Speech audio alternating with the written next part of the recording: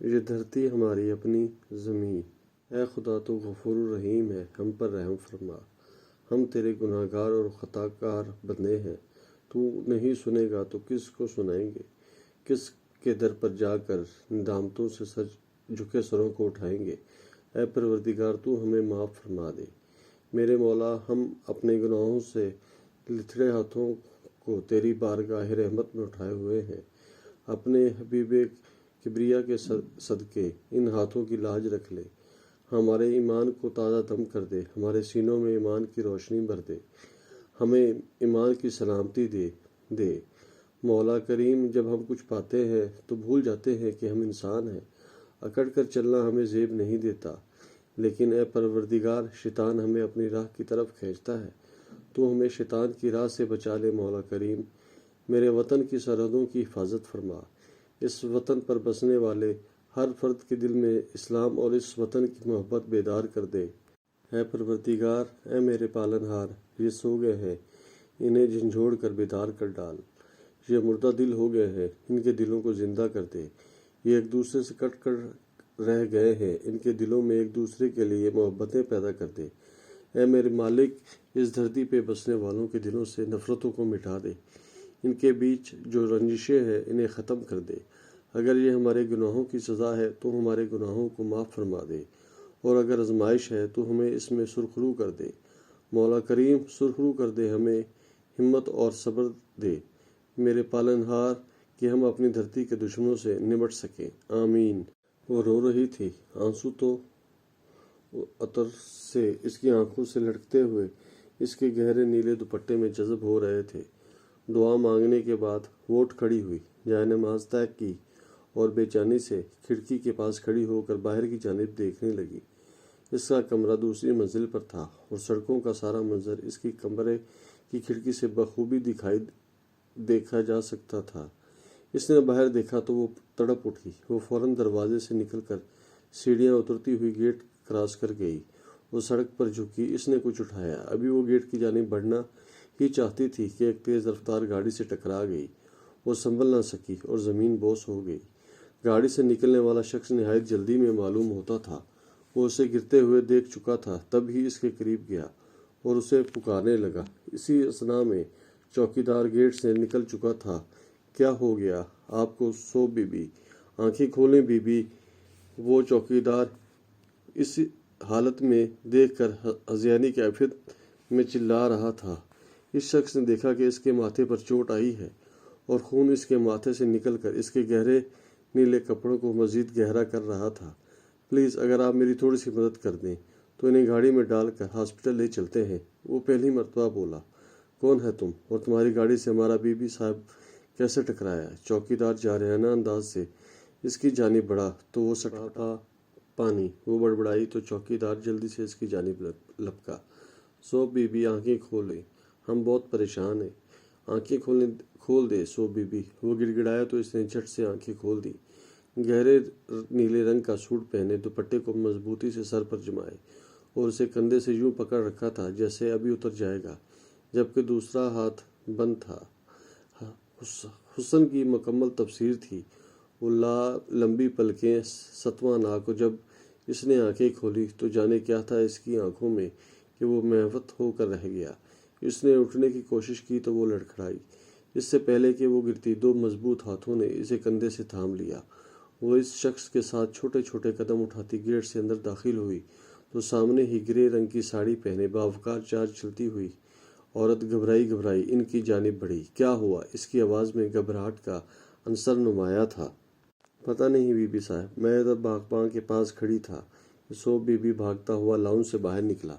میں اس کے پیچھے پیچھے گیٹ سے باہر نکلی۔ یہ گاڑی سے ٹکرا کر بے ہوش پڑا تھا۔ دراصل غلطی میری تھی، مجھے کچھ جلدی تھی جس کی وجہ سے میں نے دھیان نہیں دیا اور بے دھیانی کے سبب میری گاڑی ان سے ٹکرا گئی۔ وہ شرمندہ لہجے میں لاؤنج میں داخل ہوتے ہوئے بولا تو سوب کو احساس ہوا کہ وہ جو کوئی بھی ہے اس کے بے حد نزدیک ہے۔ اس سے پہلے کہ وہ مزید کچھ بولتا، سوب اس سے اپنا کندھا چھڑا کر صوفے پر ڈھہ سی گئی۔ آپ بیٹھیں بیٹا، وہ عورت صوفے کی جانب اشارہ کرتے ہوئے بولی۔ جی آنٹی، شکریہ، وہ مسحور کن لہجے میں بولا تو سوب، جس نے آنکھیں بند کر رکھی تھیں، جھٹ سے آنکھیں کھول کر اس کی جانب دیکھنے لگی۔ ملازمہ اس کی مرہم پٹی کے لیے ضروری سامان لے آئی تھی۔ وہ پٹی کرنے لگا تو وہ آگے بڑھا۔ پلیز آپ رہنے دیں، میں ان کی مرہم پٹی کر دیتا ہوں۔ وہ اسی محصور کن لہجے میں بولا تو وہ چپ نہ رہ سکی۔ کیا آپ ڈاکٹر ہیں؟ ہوں بھی اور نہیں بھی۔ وہ ڈیٹول سے اس کا زخم صاف کرتے ہوئے بولا۔ کیا مطلب؟ وہ حیران ہو کر کے دوسرے سال سے گھر بھاگ آئے۔ ویسے آپ گھبرائیے نہیں، مجھے مرہم پٹی کرنا آتی ہے، کئی سال تک بوائے اسکاؤٹ بھی رہ چکا ہوں۔ وہ اسے باتوں میں لگا کر اس کی مرہم پٹی کر چکا تھا۔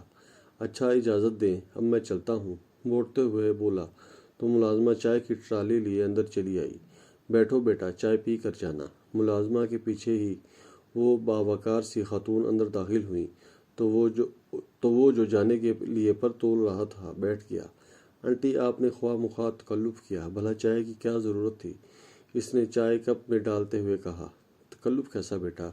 یہ ہماری ریت ہے کہ گھر آئے مہمان کو کچھ کھائے بغیر جانے نہیں دیتے۔ انہوں نے اس کی جانب رول والی پلیٹ بڑھائی تو اس نے مسکراتے ہوئے ایک رول اٹھا لیا۔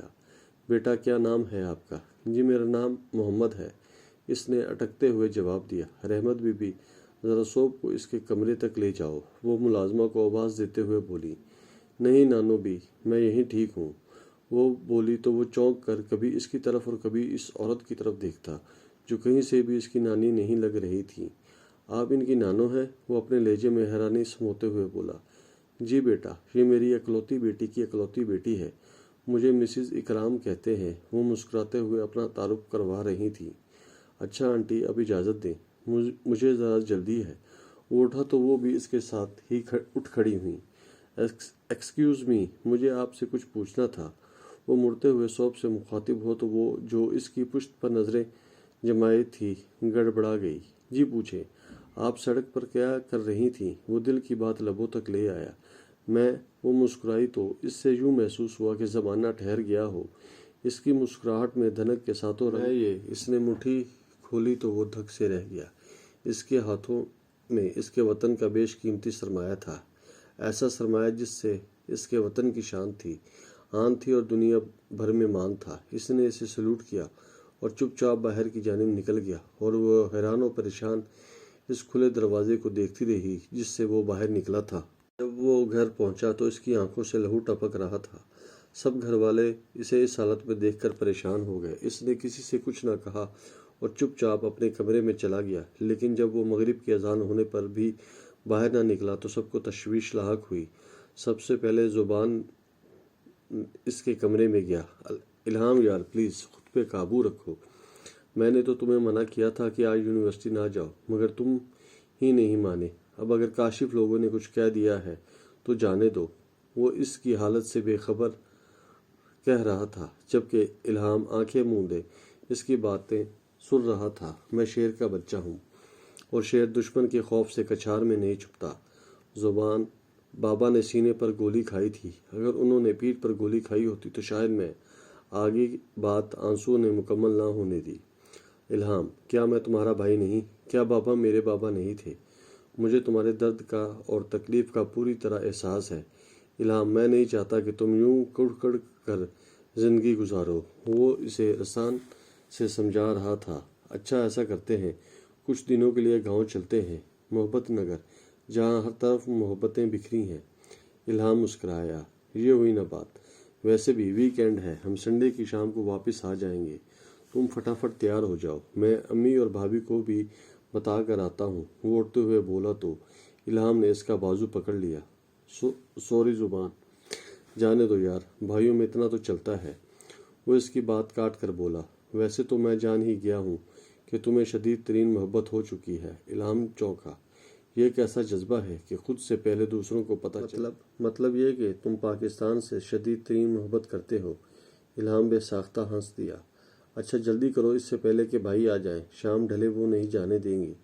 زبان اتنا کہہ کر باہر نکل گیا اور الہام کچھ سوچ کر مسکراتا ہوا اٹھ کھڑا ہوا۔ اس نے اپنے دل کو ٹٹولا تو اسے ہر طرف اس کے پاؤں کے نشان ہی نظر آئے۔ وہ بہت مضبوطی سے اپنے قدم جما چکا تھا۔ وہ ہار ماننا چاہتی تھی لیکن ہار ماننے کے سوا کوئی چارہ بھی نہ تھا۔ سو وہ تھک گئی، ہار گئی اور چپ چاپ اپنے آپ اس کے نام کر دیا۔ یہ جانے بغیر کہ اس گھٹن اور پوری چراغ پر وہ اس کے ساتھ ہے یا نہیں۔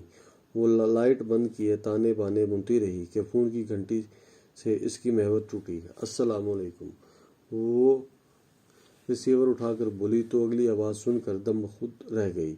وعلیکم السلام جی، کیا سوپ سے بات ہو سکتی ہے؟ وہ خمار آلود لہجے میں اسی سے مخاطب تھا۔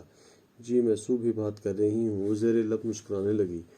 اوہ کیسی ہیں آپ نے مجھے پہچانا؟ تمہاری آواز تو 3 دن سے میری سماعتوں میں سما گئی ہے، تمہیں کیسے نہ پہچانتی؟ اس نے دل میں سوچا۔ ہیلو سوپ، کیا آپ لائن پر ہیں؟ وہ اس کی خاموشی محسوس کر کے فوراً گویا ہوا۔ جی سوری، میں نے آپ کو پہچانا نہیں۔ وہ اپنے لہجے کی خوشی کو چھپاتے ہوئے بولی تو دوسری طرف چنا کے سے کچھ ٹوٹ گیا جس کو وہ تو محسوس نہ کر سکی، لیکن مخاطب نے اس کی کرچیوں کو اپنی نس نس میں اترتے محسوس کیا۔ جی میں الہام بول رہا ہوں، وہ شکستہ لہجے میں بولا۔ اوہ آپ کیسے ہیں آپ؟ وہ گرم جوشی سے بولی تو اسے یوں محسوس ہوا کہ اس کی دھڑکنیں دوبارہ سے رواں دواں ہو گئی ہوں۔ میں بالکل ٹھیک ہوں، دراصل اس کے بعد آپ کی خیریت پوچھ ہی نہ سکا۔ میں نے 2-3 بار فون کیا لیکن آنٹی نے بتایا کہ آپ یونیورسٹی گئی ہیں۔ آپ کا سیل نمبر بھی میرے پاس نہیں تھا۔ وہ روانی سے بولتا چلا گیا، مبادا کہ وہ فون بند کر دے۔ سیل نمبر کی خوب کہی آپ نے، میرے پاس سیل ہی نہیں ہے تو نمبر کہاں سے آئے گا؟ وہ اسی یہ بتائیں آپ کی طبیعت اب کیسی ہے؟ اس کے لہجے میں اضطراب نمایاں تھا۔ اللہ کا شکر ہے، پہلے سے بہتر ہے۔ آپ سے ایک بات پوچھوں؟ وہ سوالیہ گفتگو کی طرف آیا۔ جی پوچھے۔ آپ کون سی کلاس اور کون سی یونیورسٹی میں ہیں؟ یعنی آپ کا ڈپارٹمنٹ کون سا ہے؟ اس کے سوال نے سوپ کو چونکا دیا۔ دیکھیں الہام صاحب، اگر ڈپارٹمنٹ اور یونیورسٹی کا پوچھ کر آپ مجھ سے ملنا چاہتے ہیں تو سوری، مجھے وہ لڑکیاں سخت بری لگتی ہیں جن کو ملنے کے لیے آئے دن یونیورسٹی میں لڑکے آتے ہیں۔ وہ صاف الفاظ میں اپنا مفہوم اس کے گوشے گزار کر چکی تھی۔ اوہ سوری، آپ کو برا لگا تو دوستی کرنے کے لیے کوئی نہ کوئی بات تو شروع کرنا ہی ہوتی ہے نا۔ وہ معذرت کے ساتھ ہی برملا دوستی کا اظہار کر گیا۔ آپ گھر آئیے، نانوں کے ساتھ ہی ملاقات ہوگی۔ اللہ حافظ کہہ کر اس نے فون کریڈل پر رکھ دیا اور اس کے مسحور کن شخصیت کے متعلق سوچنے لگی۔ کیا ہے اس شخص میں جو میں اس کی جانب یوں کھینچی چلی جا رہی ہوں؟ کیا ہے وہ شخص کہ اس کی وجہ سے میری راتوں کی نیند اور دن کا چین لٹ گیا ہے؟ آخر کیا ہے اس میں کہ میں مسلسل اسی کو سوچے جا رہی ہوں؟ یا الہی، مجھے اور میرا ایمان اتنا کمزور نہ بنانا کہ میں اپنی زندگی کا اصل مقصد بھول جاؤں۔ صوب نے سچے دل سے دعا مانگی اور اسٹڈی جیسے ہی لاؤنج میں داخل ہوئے، سامنے بیٹھے ایمان کو دیکھ کر گڑبڑا گئے۔ آ گئے تم دونوں؟ وہ کڑی نگاہوں سے انہی کی جانب دیکھ رہے تھے۔ جی بھائی، سب آپ کو بہت یاد کر رہے تھے۔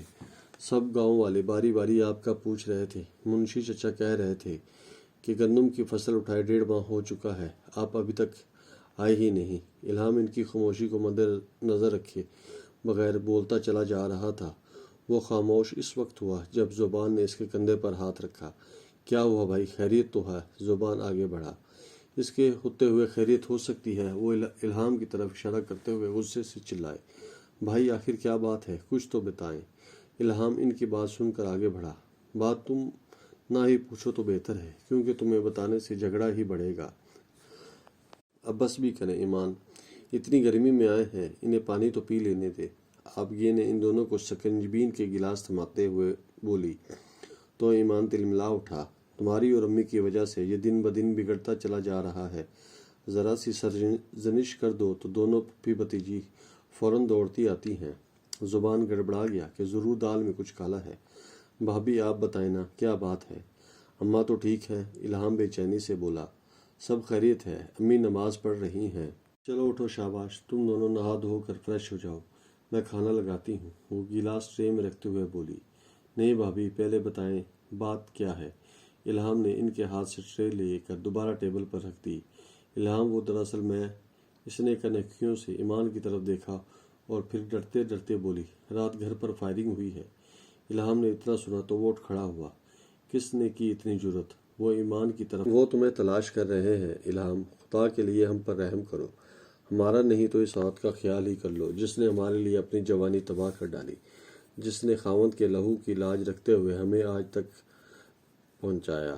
ایمان چلا رہا تھا، مگر اس کے ذہن میں صرف اتنے لفظ گونج رہے تھے کہ رات گھر پر فائرنگ ہوئی ہے۔ وہ پسینے میں شرابور باہر کی طرف لپکا تو زبان نے پکڑ لیا۔ رک جاؤ الہام، خدا کا واسطہ ہے تم رک جاؤ۔ زبان نے اسے کھینچتے ہوئے صوفے پر دھکا دیا تو اس کی شرٹ پیچھے سے پھٹ گئی۔ نہیں زبان، مجھے نہیں روکو، آج مجھے ان لوگوں سے نمٹ لینے دو۔ میں آج ان سے اگلے پچھلے حساب بے باک کر دوں گا۔ وہ ہذیانی کیفیت میں چلا رہا تھا۔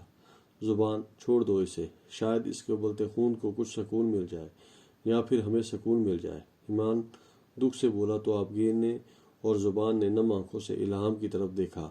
زبان اسے زبردستی پکڑ کر اس کے کمرے تک لے گیا۔ الہام، کول ڈاؤن، دیکھو غصے میں آنا سارے مسئلے کا حل نہیں۔ وہ اسے کندھے سے تھام کر آہستہ آہستہ سمجھانے لگا۔ بھائی نے FIR تو ان لوگوں کے خلاف درج کروا دی ہوگی۔ الہام نے موبائل نکالا اور کوئی نمبر بھی لانے لگا۔ ہیلو، میں الہام بات کر رہا ہوں، خیریت نہیں ہے؟ وہ اپنی بات کر کے خاموش ہو گیا، شاید دوسری طرف کوئی بول رہا تھا۔ وہ آہستہ آہستہ ساری بات انہیں بتانے لگا۔ جی سر، اوکے، جی میں سمجھ گیا، آپ راجا کو بھیج دیں، میں اس کے ساتھ آؤں گا۔ وہ موبائل آف کرنے کے بعد اٹھ کھڑا ہوا۔ کہاں جا رہے ہو تم؟ زبان نے سوالیہ نظروں سے اس کی طرف دیکھا۔ جنت میں جا رہا ہوں، ساتھ چلو گے؟ اس نے الٹا سوال کیا تو زبان حیرت سے اس کی طرف دیکھنے لگا۔ الہام، کبھی کبھی تو مجھے یوں محسوس ہوتا ہے کہ تم میں عقل نام کی کوئی چیز نہیں ہے۔ کبھی ہوش سے بھی کام لیا ہے؟ ہمہ وقت جوش کی بھٹی میں ابلتے رہتے ہو۔ وہ اس سے 1 سال چھوٹا ہونے کے باوجود کئی سال بڑا محسوس ہو رہا تھا۔ باقی لیکچر آ کر ہضم کروں گا، اس وقت ذرا جلدی میں ہوں۔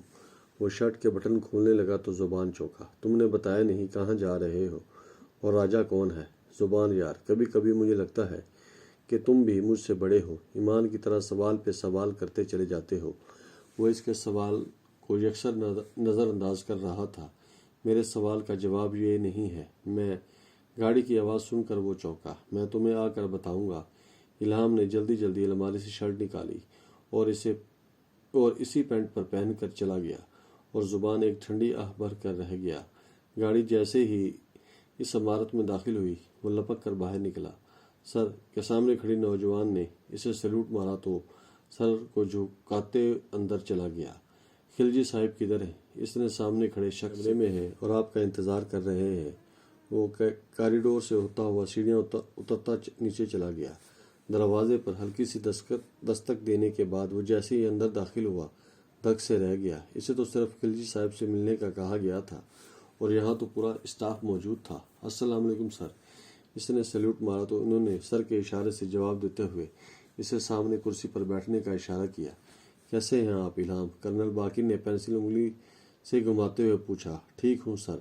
الہام، پہلے میں نے سوچا کہ خلجی صاحب اور آپ مل کر اس مسئلے کا کوئی حل نکال لیں گے، لیکن اب میرا خیال ہے کہ اس چوہے بلی کی کھیل کو ختم ہو جانا چاہیے۔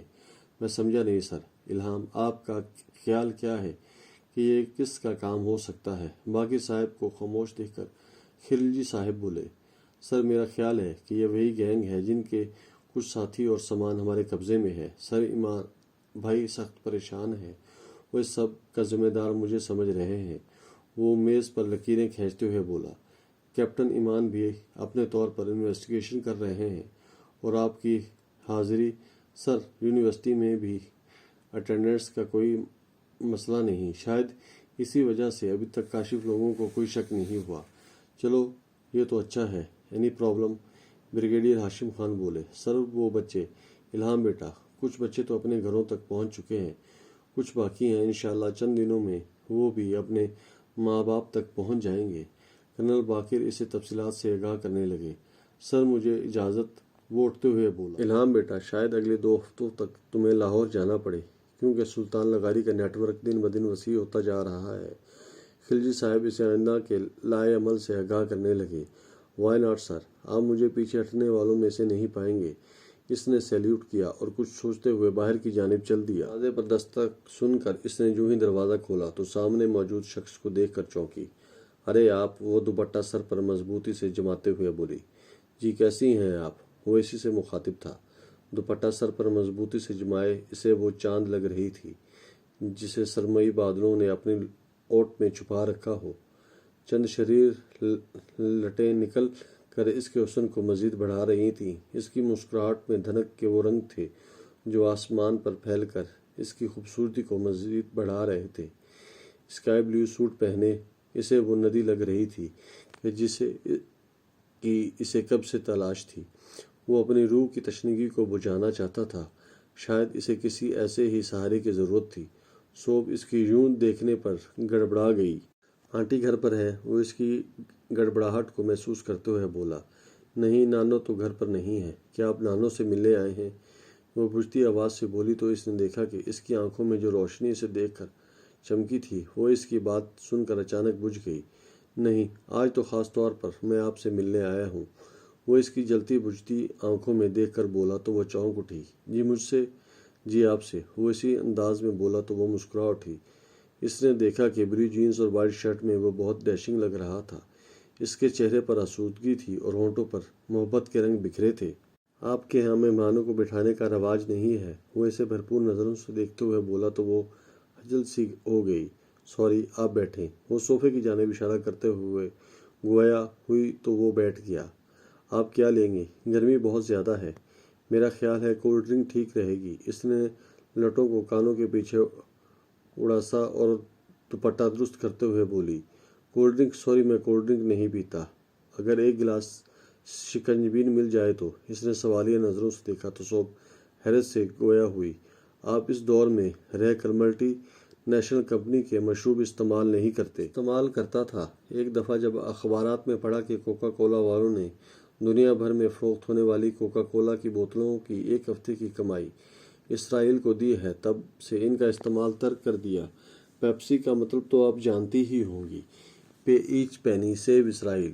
Pepsi, Mirinda, team, Sprite, Dew کی ہر فروخت ہونے والی بوتل کے منافع میں سے اسرائیل کو حصہ ملتا ہے، اور ہم نادانستگی میں اپنے ہی مسلمان بھائیوں کے خلاف غیر مسلم طاقتوں کی مالی مدد کرتے ہیں۔ ملٹی نیشنل کمپنیاں اپنا اثر رسوخ استعمال کر کے ہماری ملکی کمپنیوں کو ناکام بنا دیتی ہیں۔ ہمارا سرمایہ بیرون ملک چلا جاتا ہے اور مسلمانوں کے خلاف ہی استعمال ہوتا ہے۔ اس نے خاصی وضاحت سے جواب دیا تو وہ مسکرانے لگی۔ میں ابھی سکنجبین لاتی ہوں۔ وہ کچن کی جانب چل دی اور وہ اس کی پشت پر بل کھاتی اس کی لمبی چٹیا کو دیکھ کر رہ گیا۔ کیا خاص ہے اس میں؟ نفاست کا شاہکار ہے یہ لڑکی، قدرت کا حسین پیکر، اور سب سے بڑھ کر کہ اس کے دل میں مٹی کی محبت و ودیت کی گئی ہے۔ مشرقی حسن کا امتزاج اس کے سراپے پر ختم ہے۔ کہیں محبت تو کہیں۔ اس کا دل پکار اٹھا۔ اس سے پہلے کہ وہ دل کی آواز پر کان دھرتا، سوپ شکنجبین لیے اندر داخل ہوئی۔ انڈی اس وقت کدھر ہے؟ وہ اس سے گلاس پکڑتے ہوئے بولا۔ نانو کی طبیعت کچھ ٹھیک نہیں تھی، اس لیے انہیں ماموں جان ہاسپٹل لے گئے ہیں۔ وہ میز پر نظریں جمائے بولی تو وہ چونکا۔ اس نے تو سمجھ رکھا تھا کہ گھر پر صرف وہی دونوں ہوتی ہیں۔ آپ کے ماموں؟ میرا مطلب ہے آپ کی امی تو آپ کی نانو کی اکلوتی بیٹی ہیں۔ وہ اپنی یادداشت کو کھنگالتے ہوئے بولا۔ جی دراصل ماموں نانو کے بھانجے ہیں۔ سوب نے وضاحت کی۔ اچھا، اور آپ کی امی ابو؟ میری امی اس دنیا میں نہیں ہے اور ابو کا وجود ہونا یا نہ ہونا میرے لیے برابر ہے، وہ دکھ بھری آواز میں بولی تو سامنے بیٹھے شخص کو اس کا لب و لہجہ دیکھ کر اپنے ہی الفاظ پر شرمندگی ہوئی۔ سوری، میرا مقصد آپ کو ہرٹ کرنا نہیں تھا۔ It's okay. آپ یہ بتائیں آج کیسے آنا ہوا؟ میں تو سمجھی آپ ہمیں بھول ہی گئے ہیں۔ وہ شکوہ زبان تک لے آئی۔ آپ کوئی بھولنے کی چیز ہے؟ بھولتے تو وہ ہیں جو دل سے دور ہوں، اور آپ تو اس دل کے بہت قریب ہیں۔ اس نے دل میں سوچا۔ اس کی اس بات نے سوپ کے چہرے کو گلنار کر دیا۔ میں آنٹی سے تو اکثر ملنے کے لیے آتا رہتا ہوں، لیکن شاید آپ ہی اپنی اسٹڈی میں بہت مصروف ہیں۔ دراصل آج میں ایک نہایت ضروری کام کے سلسلے میں آیا ہوں۔ جی کہیے، کیا کام ہے؟ وہ صوفے سے ٹیک لگاتے ہوئے بولی۔ میں کام بتانے سے پہلے آپ کو اپنے متعلق کچھ بتانا چاہوں گا۔ سوپ نہایت دلچسپ نظروں سے اسے دیکھ رہی تھی۔ تبھی اس نے اپنی کہانی سنانا شروع کی۔ میرے والد ایک محنتی، دیانتدار اور محب وطن آرمی آفیسر تھے۔ وہ جہاں کہیں بھی کسی کو پریشان حال دیکھتے اس کی ہر ممکن مدد کرتے۔ وطن پاکستان کے خلاف کچھ بھی سننا انہیں گوارا نہیں تھا۔ وہ اپنے والدین کے اکلوتے تھے۔ گاؤں کی بے شمار زمین ہونے کے باوجود وطن کی محبت کے ہاتھوں مجبور ہو کر انہوں نے پاکستان آرمی میں شمولیت کو ترجیح دی۔ میں اس وقت MBBS کے پہلے سال میں تھا۔ جب گھر پہنچا تو بابا آفس سے آ چکے تھے اور بہت پریشان تھے۔ سب ان سے باری باری پوچھ رہے تھے لیکن وہ کچھ بھی بتانے سے گریزاں تھے۔ بابا چلے گئے صوب۔ انہوں نے جاتے سمے ہمیں صرف اتنا کہا تھا، میرے بچوں، منزل پر پہنچنے کے لیے ہمیشہ مشکل راہ اختیار کرنا، کیونکہ اس طرح باقی کی زندگی آسان ہو جاتی ہے۔ بابا نے اپنا مشن مکمل کر لیا اور وہ اپنی منزل تک پہنچ گئے اور ہم ان کے سائے سے محروم ہو گئے۔ صوب نے دیکھا کہ اس کی آنکھوں میں لہو اتر آیا تھا اور آنسو ایک قطار کی صورت میں بہتے جا رہے تھے، اور وہ سوچ رہی تھی کہ ان دونوں کی کہانی کتنی ملتی جلتی ہے۔ اگر فرق ہے تو بہت تھوڑا سا۔ اپنی آستینوں سے آنسو صاف کرتے ہوئے وہ دوبارہ بولا، ہم بہت تنہا ہو گئے تھے صوب، ہمارا کوئی نہیں تھا۔ ہماری ماں بہت بہادر خاتون ہے۔ ایسے میں ماموں نے ہمارے سروں پر شفقت کا ہاتھ رکھا۔ ہمارے بابا نے چھوٹی سی عمر میں ہی ہمارے دلوں میں وطن کے لیے وہ محبت بیدار کر دی تھی جو آج کے بڑے بڑے لیڈروں کے دلوں میں بھی نہیں ہے۔ صوب، میرا پورا نام محمد الہام ہے۔ بابا کے جانے کے بعد بابا کے دوست خلجی انکل کے ذریعے ہم تک جو خط پہنچا، اس میں بابا نے صرف اتنا لکھ رکھا تھا، میرے بچوں، پاکستان ہمارا مان ہے، ہم اس کے امین ہیں، اور یہ ہے، اگر یہ وطن بہتر حالت میں اگلی نسل تک منتقل نہ ہوا تو یہ امانت میں خیانت ہوگی۔ اس لیے کوشش کرنا کہ یہ امانت بہتر حالت میں اگلی نسلوں تک پہنچاؤ۔ اور امی کے لیے صرف اتنا لکھا تھا، ساحلہ بیگم، اگر ممکن ہو سکے تو میرے بچوں کو میرا مشن مکمل کرنے کی طرف راغب کرنا، انہیں حب الوطنی سے ضرور روشناس کرانا۔ بابا کی خواہش کا خیر مقدم کرتے ہوئے ایمان بھائی نے پاکستان آرمی کو جوائن کر لیا۔ بابا کے جانے کے بعد میں نے میڈیکل کی لائن چھوڑ دی۔ میں بھی آرمی جوائن کرنا چاہتا تھا، لیکن ایمان بھائی نے مجھے ایسا نہ کرنے دیا۔ وہ چاہتے تھے کہ میں اپنی پڑھائی مکمل کر لوں۔ میں نے بھی BSc میں ایڈمیشن لے لیا اور پھر ماسٹرز مکمل کرنے کے بعد پاکستان آرمی سے اندرونی طور پر منسلک ہو گیا، کیونکہ میں اس دھرتی کے لیے کچھ کرنا چاہتا تھا۔ میں نے پاکستان ملٹری اکیڈمی کاکول سے کورس مکمل کیا۔ چونکہ میں صرف آرمی کے لیے انڈر رہ کر کام کرنا چاہتا تھا، اس لیے نیشنل ڈیفنس کالج راولپنڈی سے بھی ڈیفنس اسٹریٹجک اسٹڈیز اور آرمڈ فورسز کا کورس مکمل کیا۔ میرے گھر والے نہیں جانتے کہ میں کسی بھی طرح پاکستان آرمی سے منسلک ہوں۔ وطن دشمن عناصر پر نظر رکھنے کے لیے مجھے قائد اعظم یونیورسٹی میں M.Phil کے لیے ایڈمیشن دلایا گیا۔ شاید تمہیں پتہ ہو کہ نیشنل ڈیفنس کالج راولپنڈی کا علاقہ قائد اعظم یونیورسٹی سے ہی ہے، اس لیے مجھے اٹینڈنس کا کوئی پرابلم نہیں ہے۔ مجھ سے چھوٹا زبان بھی قائد اعظم یونیورسٹی سے IR انٹرنیشنل ریلیشنز میں M.Phil کر رہا ہے۔ صوب نے دیکھا کہ اس کی آنکھوں میں دھرتی کے لیے جذبات ٹھاٹھے مارتا سمندر موجزن تھا، اور وہ یوں کرہ رہا تھا جیسے کسی بڑی تکلیف کے بعد زخم منمل ہو رہا ہو۔ میں نہیں جانتا کہ میں نے آپ سے یہ سب کیوں کہا، لیکن میں اتنا چاہتا ہوں کہ میری جان دھرتی کے کام آ جائے۔ جو کام میں کر رہا ہوں، ہو سکتا ہے اس کے دوران مجھے کسی اندھی گولی کا نشانہ بننا پڑے، لیکن اس گولی کے سبب ہو سکتا ہے ہم آئندہ نسلوں کو یاد رہ جائیں اور کوئی ہماری راہ پر چل نکلے۔ اگر کوئی ہماری راہ پر چل نکلا صوب تو ہم سرخرو ہو جائیں گے۔ لیکن آپ مجھ سے کیا چاہتے ہیں؟ وہ اس کی طرف دیکھتے ہوئے بولی، مجھے تمہارا ساتھ چاہیے۔ وہ ٹیبل کی سطح پر انگلی سے لکیریں کھینچتے ہوئے بولا، کس قسم کا ساتھ؟ صوب، مجھے ایسی لڑکی چاہیے تھی جو جان کی بجائے وطن کی شان کی پرواہ کرے۔ میں نے تمہیں اپنانے کا فیصلہ اسی دن کر لیا تھا جس دن تمہارے زخمی ہاتھ میں وطن کا قیمتی سرمایہ دیکھا تھا، جسے بچانے کے لیے تم میری گاڑی سے ٹکرا گئی تھی۔ مجھے تمہارا فیصلہ سننا ہے۔ الہام کا لہجہ پر یقین اور وثوق بھرا تھا۔ وہ اس کے سامنے ہی سنگل صوفے سے ٹیک لگائے بلو جینز اور وائٹ شرٹ میں ملبوس تھا۔ اس کے چہرے پر محبت کے جو رنگ بکھرے، انہیں دیکھ کر صوب کی انابی ہونٹوں پر تبسم بکھر گئی۔ لیکن ضروری تھا کہ آپ میرے متعلق بھی کچھ جان لیتے، کیونکہ مجھے کچھ بھی نہیں جاننا ہے۔ میں اپنی والدہ، بھائی اور بھابھی کو تمہارے گھر بھیجنا چاہتا ہوں۔ وہ اس کی بات کاٹ کر بولا، ٹھیک ہے الہام، آپ نانو سے بات کر لیں۔ صوب نے فیصلہ کرنے میں ذرا دیر نہ لگائی۔ تھینک یو سو مچ۔ وہ رکا نہیں، اٹھ کر چلا گیا، اور صوب کسی غیر مرئی نقطے پر نظریں جمائے صرف اتنا سوچ رہی تھی، وطن کی مٹی بھی عجیب شے ہے، انسان کو خود یوں جوڑے رکھتی ہے جیسے اس کے ساتھ چولی دامن کا ساتھ ہو۔ انسان بھی اس کے لیے پودوں کی طرح ہی ہے، وہ اپنے آب و ہوا، اپنا آس پاس چھوڑ کر چاہے بہتر جگہ ہی کیوں نہ چلے جائیں، وہ خوش نہیں رہتے اور اکثر مرجھا جاتے ہیں۔ صرف اپنے وطن کی مٹی سے ہی انہیں طاقت ملتی ہے۔ عزت ملتی ہے۔ وطن کی مٹی سے دوری انسان کو ایسے دکھوں میں مبتلا کر دیتی ہے جس کی دکھ کی دراڑیں چہروں سے تو رخصت ہو جاتی ہیں، لیکن وہ انسان کے اندر اتر کر اس ایک گوشے کو ویران کر دیتی ہیں جو اپنے وطن کی مٹی کے لیے مخصوص ہوتا ہے۔ معزز سامعین، اس سٹوری کا دوسرا پارٹ سننے کے لیے لائک اور سبسکرائب کریں۔